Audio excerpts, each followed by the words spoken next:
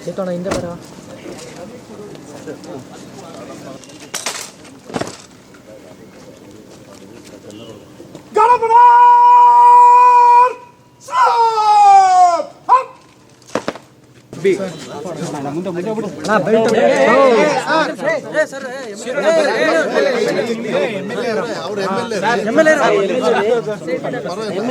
ನಾನು ನಿಮ್ಮನ್ನು ನೋಡಿಲ್ಲ, ಕಳಿಸ್ತಿದ್ದೆ ಇನ್ನು ಮುಂಚೆ. ಕಾರ್ಯಕ್ರಮಕ್ಕೆ ವಿಧಾನ ಪರಿಷತ್ ಸದಸ್ಯರಾಗಿರ್ತಕ್ಕಂಥ ಶ್ರೀ ಕೂಡ ಸ್ವಾಗತವನ್ನು. ಹಾಗೆ ಬೆಂಗಳೂರಿನಿಂದ ನಮ್ಮ ಇಲಾಖೆಯ ಸರ್ಕಾರದ ಹಿರಿಯ ಅಧಿಕಾರಿಗಳಾಗಿರ್ತಕ್ಕಂಥ ACS ಬನ್ನತ್ ಸರ್ ಕೂಡ ಈ ಒಂದು ಸಂದರ್ಭದಲ್ಲಿ ಹಾಜರಿದ್ದಾರೆ. ಹಾಗೆ ಪ್ರಧಾನ ಮುಖ್ಯ ಅರಣ್ಯಸಂರಕ್ಷಣಾಧಿಕಾರಿಗಳು ವನ್ಯಜೀವಿ ಬೆಂಗಳೂರು ಶ್ರೀ ಮಾರ್ಕಡೆ ಸರ್ ಕೂಡ ಈ ಒಂದು ಕಾರ್ಯಕ್ರಮದಲ್ಲಿ ಹಾಜರಿದ್ದಾರೆ. ಅವ್ರಿಗೂ ಕೂಡ ಎಲ್ಲರ ಪರವಾಗಿ ಉಪಸ್ಥಿತರಿದ್ದಾರೆ. ಎಲ್ಲರಿಗೂ ಕೂಡ ಇಲಾಖೆಯ ಹಾಗೂ ವೃತ್ತದ ಪರವಾಗಿ ಸ್ವಾಗತವನ್ನು ಕೋರ್ತೇನೆ. ಹಾಗೆ ಮಾಧ್ಯಮದ ಮಿತ್ರರು ಕೂಡ ಈ ಒಂದು ಕಾರ್ಯಕ್ರಮದಲ್ಲಿ ಹಾಜರಿದ್ದೀರಾ. ಎಲ್ಲರಿಗೂ ಕೂಡ ನಾನು ಮುಂದಿನ ಕಾರ್ಯಕ್ರಮವನ್ನು ಮಾನ್ಯ ನಾರಾಯಣ ಹೆಲ್ತ್ ಅರ್ಪಿಸುತ್ತಿದೆ ಸಮಗ್ರ ಕ್ಯಾನ್ಸರ್ ಆರೈಕೆ. ಈಗ ಶಿವಮೊಗ್ಗದ ಸಹ್ಯಾದ್ರಿ ನಾರಾಯಣ ಆಸ್ಪತ್ರೆಯಲ್ಲಿ ನಮ್ಮ ವಿಶೇಷತೆಗಳು: surgical oncology, medical oncology, radiation oncology. ಕ್ಯಾನ್ಸರ್ನ ಸಮಗ್ರ ಆರೈಕೆಗಾಗಿ ಹಿಂದೆ ಸಂಪರ್ಕಿಸಿ ಸಹ್ಯಾದ್ರಿ ನಾರಾಯಣ ಆಸ್ಪತ್ರೆ, ಎಂಟಿ ರಸ್ತೆ, ಹರ್ಕೆರೆ, ಶಿವಮೊಗ್ಗ. ಟೋಲ್ ಫ್ರೀ ಸಂಖ್ಯೆ. ನಾನು ಶಿವಮೊಗ್ಗದಲ್ಲಿ ಶಿವಮೊಗ್ಗ ವೃತ್ತದ ಅರಣ್ಯ ಇಲಾಖೆಯ ಪ್ರಗತಿ ಪರಿಶೀಲನೆ ಸಭೆ ನಡೆಸಿದ್ದೇನೆ. ನಾನು ಉಸ್ತುವಾರಿ ಮಂತ್ರಿಗಳಾದಂಥ ಮಧು ಬಂಗಾರಪ್ಪನವರು ಮತ್ತು ರಾಘವೇಂದ್ರ ಅವರು, ಈ ಥರ ಎಲ್ಲ ಶಾಸಕ ಮಿತ್ರಗಳು ಇದ್ದಾರೆ ವೇದಿಕೆ ಮೇಲೆ. ಭಾಳ ವಿಸ್ತೃತವಾಗಿ ಚರ್ಚೆ ಆಗಿದೆ. ಅದರಲ್ಲಿ ವಿಶೇಷವಾಗಿ ಶರಾವತಿ ಸಂತ್ರಸ್ತರ ಸಮಸ್ಯೆ ಏನಿತ್ತು, ಸುಮಾರು 6 ದಶಕಗಳಿಂದ 60 ವರ್ಷಗಳಿಂದ ಅವರು ಹೋರಾಟ ಮಾಡ್ತಾ ಇದ್ದಾರೆ.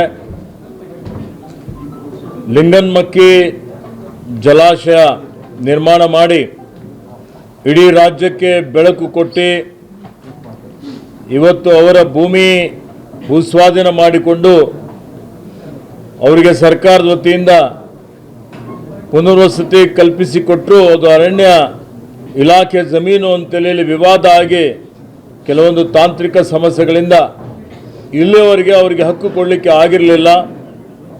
ಈ ಸಲ ನಮ್ಮ ಸರ್ಕಾರ ನಾವೆಲ್ಲ ಭಾಳಷ್ಟು ಚರ್ಚೆ ಮಾಡಿ ಮಾನ್ಯ ಮಧು ಬಂಗಾರಪ್ಪನವರು ಮತ್ತು ಈ ಜಿಲ್ಲೆಯ ಎಲ್ಲ ಜನಪ್ರತಿನಿಧಿಗಳ ಜೊತೆಯಲ್ಲಿ ಸಮಾಲೋಚನೆ ಮಾಡಿ ಒಂದು ಸರ್ವೋಚ್ಚ ನ್ಯಾಯಾಲಯದಲ್ಲಿ ಇದಕ್ಕೆ ಏನು ಅವರ ನಿಯಮ ಇತ್ತು, ಕೇಂದ್ರ ಸರ್ಕಾರಕ್ಕೆ ನಾವು ಕಳಿಸಿದ್ರು. ಕೇಂದ್ರ ಸರ್ಕಾರ ಇದನ್ನು ತಿರಸ್ಕಾರ ಮಾಡಿತ್ತು. ಸುಪ್ರೀಂ ಕೋರ್ಟ್ನ ಒಂದು ಗಮನಕ್ಕೆ ತಂದು ಮಾಡಬೇಕು ಅಂತೇಳಿ ಹೇಳಿ ಅದಕ್ಕೆ ನಾವು ಈಗ ಒಂದು IA ತಯಾರು ಮಾಡಿ ಸುಪ್ರೀಂ ಕೋರ್ಟ್ಗೆ ಹಾಕಿದ್ದೇವೆ. ನಮ್ಮ ಇಲಾಖೆ ವತಿಯಿಂದ ಚರ್ಚೆ ಮಾಡಿ ಅತ್ಯಂತ ಅನುಭವಿ ಸೀನಿಯರ್ ಕೌನ್ಸಿಲ್ಗೆ ಇವತ್ತು ನೇಮಕ ಮಾಡಿ ಮತ್ತು ಅರ್ಲಿ ಹಿಯರಿಂಗ್ ಮಾಡಬೇಕು ಅಂತ ಕೇಳಿದ್ದೇವೆ. ಆದಷ್ಟು ಬೇಗ ಶೀಘ್ರದಲ್ಲಿ ಈ ಸಮಸ್ಯೆ ಬಗೆಹರಿಸಿ ಈ ಭಾಗದ ಸಂತ್ರಸ್ತರಿಗೆ ಸಿಹಿ ಸುದ್ದಿಯನ್ನು ಕೊಡ್ತೇವೆ ಅನ್ನುವಂಥ ನಂಬಿಕೆ ನನಗಿದೆ ಅಂತೇಳಿ ತಮ್ಮ ಮುಖಾಂತರ ಶಿವಮೊಗ್ಗ ಜಿಲ್ಲೆಯ ಎಲ್ಲ ಜನರಿಗೆ ನಾನು ತಿಳಿಸಲಿಕ್ಕೆ ಇಚ್ಛೆ ಪಡ್ತಾ ಇದ್ದೀನಿ.